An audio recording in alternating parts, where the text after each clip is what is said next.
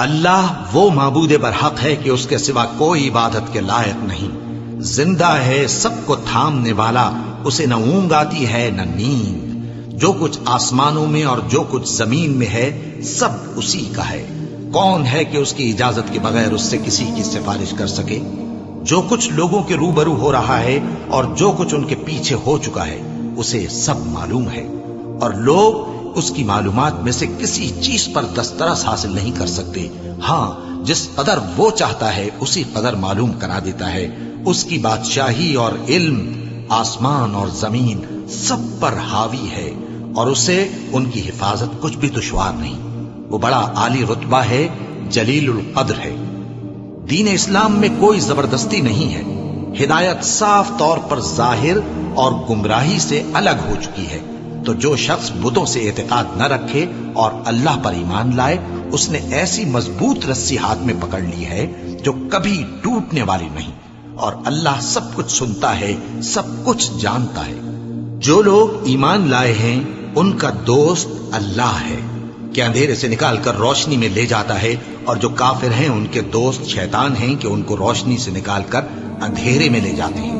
یہی لوگ اہل دوزخ ہیں کہ اس میں ہمیشہ رہیں گے۔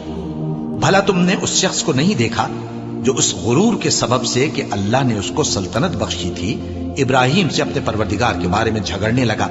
جب ابراہیم نے کہا میرا پروردگار تو وہ ہے جو زندگی دیتا ہے اور موت دیتا ہے، وہ بولا کہ زندگی اور موت تو میں بھی دے سکتا ہوں۔ ابراہیم نے کہا کہ اللہ تو سورج کو مشرق سے نکالتا ہے، آپ اسے مغرب سے نکال دیجیے۔ یہ سن کر وہ کافر ہکا بکا رہ گیا، اور اللہ بے انصافوں کو ہدایت نہیں دیا کرتا۔ یا اسی طرح اس شخص کو نہیں دیکھا جس کا ایک بستی پر جو اپنی چھتوں پر گری پڑی تھی گزر ہوا، تو اس نے کہا کہ اللہ اس کے باشندوں کو مرنے کے بعد کیوں کر زندہ کرے گا؟ تو اللہ نے اس کی روح قبض کر لی اور 100 برس تک اس کو مردہ رکھا۔ پھر اس کو جھلا اٹھایا اور پوچھا تم کتنا عرصہ مرے پڑے رہے ہو؟ اس نے جواب دیا کہ 1 دن یا اس سے بھی کم۔ اللہ نے فرمایا نہیں بلکہ 100 برس مرے رہے ہو، اور اپنے کھانے پینے کی چیزوں کو دیکھو کہ اتنی مدت میں مطلق سڑی بسی نہیں، اور اپنے گدھے کو بھی دیکھو جو مرا پڑا ہے۔ غرض ان باتوں سے یہ ہے کہ ہم تم کو لوگوں کے لیے اپنی قدرت کی نشانی بنائیں۔ اور ہاں، گدھے کی ہڈیوں کو دیکھو کہ ہم ان کو کس طرح جوڑے دیتے اور ان پر کس طرح گوشت پوست چڑھائے دیتے ہیں۔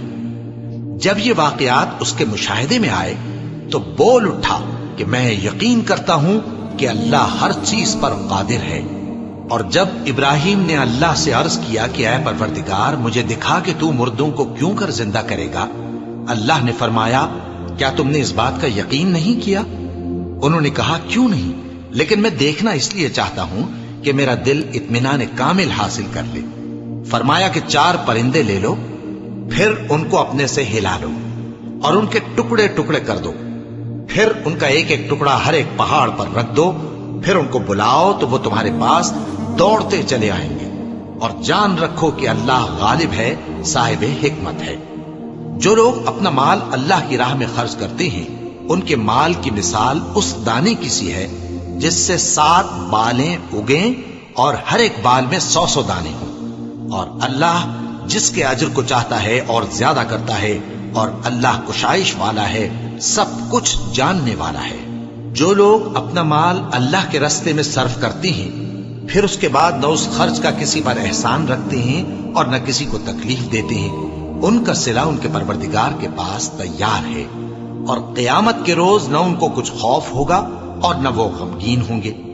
جس خیرات کے دینے کے بعد لینے والے کو ایذا دی جائے اس سے تو نرم بات کہہ دینی اور درگزر کرنا بہتر ہے، اور اللہ بے نیاز ہے، بردبار ہے۔ مومنوں، اپنے صدقات و خیرات احسان رکھنے اور ایذا دینے سے اس شخص کی طرح برباد نہ کر دینا جو لوگوں کو دکھاوے کے لیے مال خرچ کرتا ہے اور اللہ اور روز آخر پر ایمان نہیں رکھتا، تو اس کے مال کی مثال اس چٹان کی سی ہے جس پر تھوڑی سی مٹی پڑی ہو اور اس پر زور کا مے برس کر اسے صاف کر ڈالے۔ اسی طرح یہ ریاکار لوگ اپنے اعمال کا کچھ بھی صلہ حاصل نہیں کر سکیں گے، اور اللہ ایسے ناشکروں کو ہدایت نہیں دیا کرتا۔ اور جو لوگ اللہ کی خوشنودی حاصل کرنے کے لیے اور خلوص نیت سے اپنا مال خرچ کرتے ہیں ان کی مثال ایک باغ کی سی ہے جو اونچی جگہ پر واقع ہو، جب اس پر زور کا مے پڑے تو دگنا پھل لائے، پھر اگر مے نہ بھی پڑے تو خیر پھوار ہی صحیح، اور اللہ تمہارے کاموں کو دیکھ رہا ہے۔ بھلا تم میں کوئی یہ چاہتا ہے کہ اس کا کھجوروں اور انگوروں کا باغ ہو جس میں نہریں بہ رہی ہوں اور اس میں اس کے لیے ہر قسم کے میوے موجود ہوں، اور اسے بڑھاپا آ پکڑے اور اس کے ننھے ننھے بچے بھی ہوں، تو ناگہاں اس باغ پر آگ کا بھرا ہوا بگولا چلے، پس وہ جل جائے۔ اس طرح اللہ تم سے اپنی آیتیں کھول کھول کر بیان فرماتا ہے تاکہ تم سوچو اور سمجھو۔